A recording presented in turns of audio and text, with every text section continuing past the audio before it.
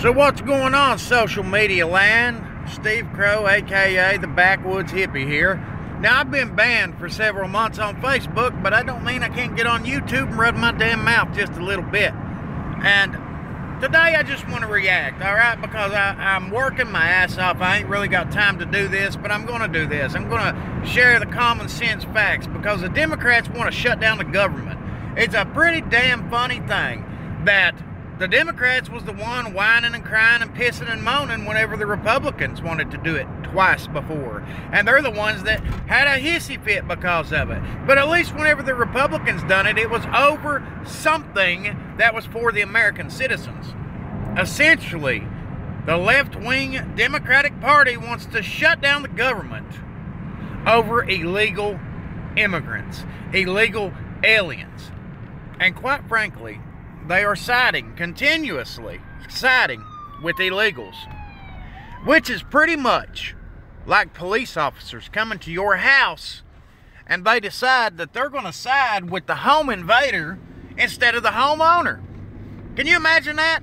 The damn police coming to your house, somebody breaks into your home, they invade your home, they start doing whatever they want to in your home, cops get called, and then the cops are like, no, they have the right to be here.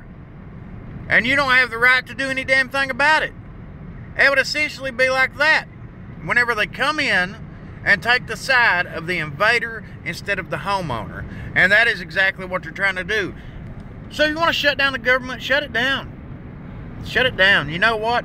Every red-blooded American that voted for Trump because we want a wall built. We want real laws. We want people to come here legally. Shut it down. Shut it down. I think that the American voter should shut down work is what we should do. Because you know, like it or don't like it, the people who voted for Trump is in all the red states and some of them are in the blue states.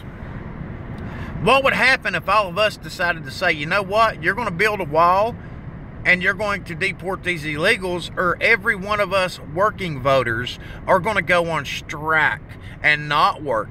You want to talk about crippling the economy, folks? That right there would cripple the entire economy. If the people who are working, who voted for Trump, decided to go on strike for a day or two, hell, even a week, who would they find to tax? Because it's our tax money. Anybody can look this up alone, all right? Illegal immigration. Here's one example of a problem, and I shared it on my Facebook page, facebook.com/backwoodshippie. If you want to check out the article, it's by Fox News. In California, Los Angeles County, one county, the government paid out over $1.3 billion in 2 years' time for welfare for illegals. $1.3 billion in welfare, and that's not counting the crimes, the jobs that Americans have lost, the jobs Americans could have that could be taxed. But essentially, they're perfectly fine with bringing in all these illegals. And they're acting like they care because they care about the kids and DACA and all that bullshit, and that ain't what they care about.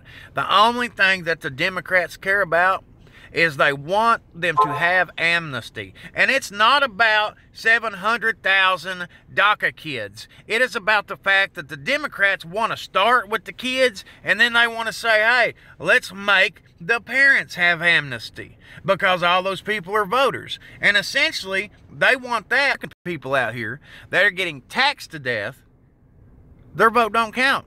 For every Republican voice, conservative voice that they silence, they're getting 2 to 3 illegals in return to vote for Democrats. In the state of California, you got the Attorney General in the state of California saying that they are going to prosecute and fine any business who cooperates with the federal. California is a shithole. Essentially,